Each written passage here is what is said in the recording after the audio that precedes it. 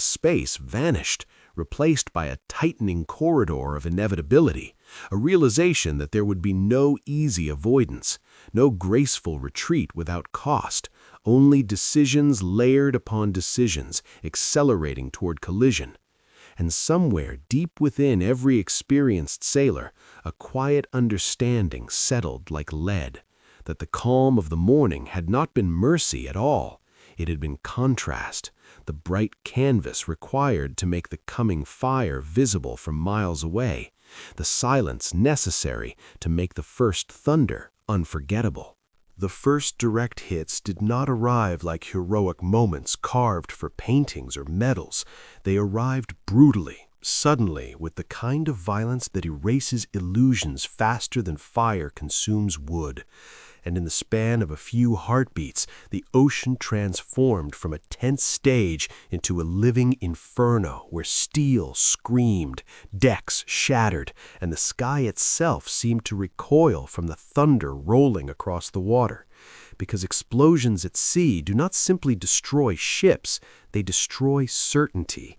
And certainty was the final shield many sailors had been holding without realizing it. And once that shield cracked, fear rushed in, not as panic, but as clarity, a sharp understanding that survival had just replaced victory as the true objective. And the Russian fleet, once stretched proudly across the horizon, now fragmented into islands of resistance, each captain fighting a personal battle against fire, smoke, and failing communication lines, because unity that took months to assemble can dissolve in minutes when coordination collapses under pressure. Japanese salvos continued with relentless precision, not rushed, not emotional, but measured like the ticking of an enormous mechanical clock, counting down the remaining strength of an empire. And every shell that struck its mark was less a victory cry and more a confirmation of preparation meeting opportunity. While Russian guns answered with power, yet without harmony, their thunder loud but scattered, and scattered force rarely overcomes synchronized intention. And as smoke thickened into towering black pillars, the horizon vanished entirely, removing even the illusion of escape and replacing it with a suffocating awareness that this battlefield had no edges, only outcomes. And on burning decks, sailors moved through chaos with astonishing courage, dragging wounded comrades, sealing ruptured compartments, loading cannons with hands trembling from heat and adrenaline, proving that bravery does not disappear in defeat. It often shines brightest there. Yet bravery alone could not mend broken formations or restore lost angles of fire, and the mathematical imbalance widened with every passing minute. By late afternoon, the sea itself seemed wounded, littered with debris, lifeboats, shattered masts, and oil spreading across waves like dark shadows refusing to sink. And the psychological collapse grew heavier than the physical damage. Because steel can be replaced, but morale, once fractured, echoes long after the flames die.